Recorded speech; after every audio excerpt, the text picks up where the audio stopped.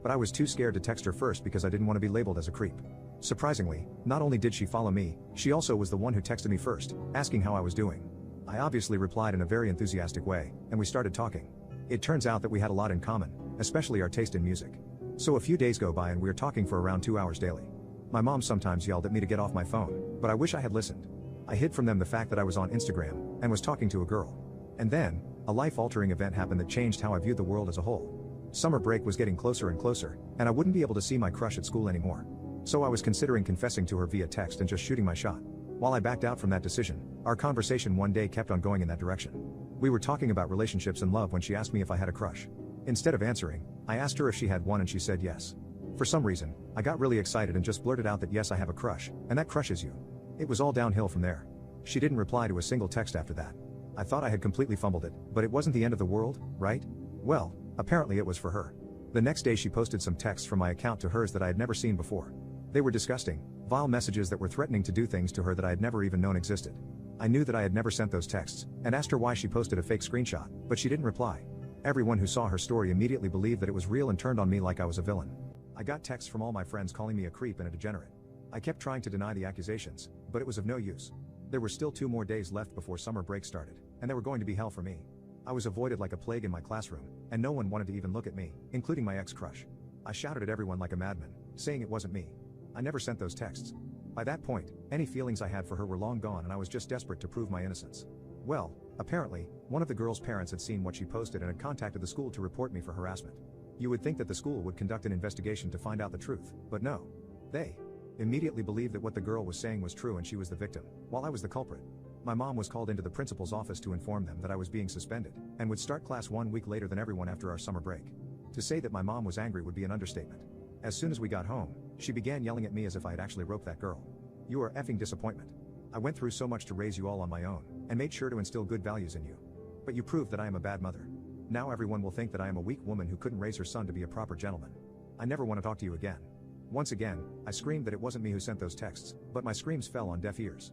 True to her words, she didn't say a single word to me for the next month. A 15-year-old kid who had lost all his friends and was being ignored by his only family was bound to go into depression. At first, I was no different than a cringy teenager who faked depression for attention. I would avoid eating and stay in my room, refusing to come out. But instead of attention, my mother just kept on ignoring me. If I didn't come down to eat, then I could starve in my room for all she cared. Nevertheless, I would only come out for food and otherwise stay inside. The only TV in our house was in my mom's room, so I obviously couldn't watch that. Even though she never said a word, I could tell from her eyes when she was angry and when she wasn't. I would hear her getting berated and insulted by neighbors because they got wind of what I had allegedly done. Every single time that happened, she would come home and glare at me like I was the devil, but still never said anything. So I tried to find solace in social media, also known as Instagram. But that was the source of my pain in the first place. I would keep scrolling through memes until I fell asleep. I would also sometimes get messages from people who used to be my friends, saying that they forgive me. And then they would post my replies on their story with laughing emojis. I deleted that app but soon reinstalled it because I had nothing else to do. A lot of my school friends lived near me, so I couldn't go outside out of fear. That's how my summer break went. What happened when I went back to school? No one had forgotten my actions, and everyone was still treating me like crap. Even teachers would ignore me if I tried to ask a question. I tried to get my crush to retract her statement, but she was always surrounded by boys who would beat me up if I approached her. Eventually I just kept making excuses to not go to school. It wasn't hard at all, since my mom was still not talking to me. She would iron my clothes and prepare breakfast in case I wanted to go to school, but won't wake me up or tell me to go if I didn't go on my own. She didn't care one bit about me anymore. My grades inevitably dropped as a result of all this. The one teacher that still cared about me recommended that I go to the school counselor to sort my mental health. And what did that counselor do? Told me to sit on a chair in the corner and kept texting someone on her phone. My entire life was falling apart just because of a false intimate harassment claim. And the worst part was yet to come. My entire life was falling apart just because of a false intimate harassment claim. And the worst part was yet to come. The next 3 years were more or less the exact same. Since I no longer had any friends, I became the weird kid at school and was subjected to targeted bullying. By that I mean that my appearance or other qualities weren't being insulted. But rather, everyone just kept calling me a predator. It messed with my brain so much that for my last year of high school, I barely even went to class. I have no idea how I didn't fail, but I did manage to get a high school diploma. Obviously, I had no desire to go to college or do anything at all. I didn't know what to do with my life. I even considered ending it, but was too much of a coward to go through with any of my plans. Now, while my mom never said a single word in those 3 years, she had actually planned something for my future. And that was to kick me out as soon as I turned 18. For my birthday, I didn't get a cake or a present. And the first sentence that my mother said to me after that incident was, "Get out of my house, and never come back. I regret raising a man who would treat women like that, and don't want to look at your face anymore." 3 years had passed by then, so I was a very depressed and broken down teen. I didn't even argue with her or try to prove my innocence anymore. Instead, I packed whatever I could carry in my backpack and left the house. This isn't one of those fairy tale stories where my best friend or uncle takes me in and provides me with food and shelter. I was homeless and had to sleep on the street with just a sheet over my body. Any kind of mattress or pillow wouldn't fit in my backpack after all. Before all this happened, I actually used to be a smart kid who got perfect scores in all exams.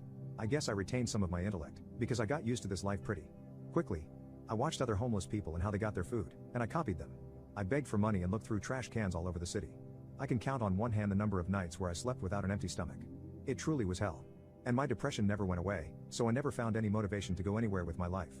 It's not like I had any money to apply or prepare for college anyway. Sometimes, I go back to my house to see if my mother had a change of mind and is looking for me. I have done that for 3 years, and can tell you for sure that she doesn't regret her actions. I am living in a homeless shelter right now that gives shelter to those without a home or a job. My sleeping area is filled with other people who haven't taken a bath in months just like me. Every day it feels like my body is crumbling away. My most prized possession is still that one, cursed smartphone. 6 years since I first installed Instagram and destroyed my own life just because I couldn't keep my mouth shut. I charge that phone every single day and look at my old friends' Instagram accounts. Everyone is doing really, really well, except me. I am just a broken man who is probably going to drop unconscious at some point and never wake up. And for what? Just because of a few words from one girl who didn't have any proof, and my life was gone. Poof. Magic. Just like that.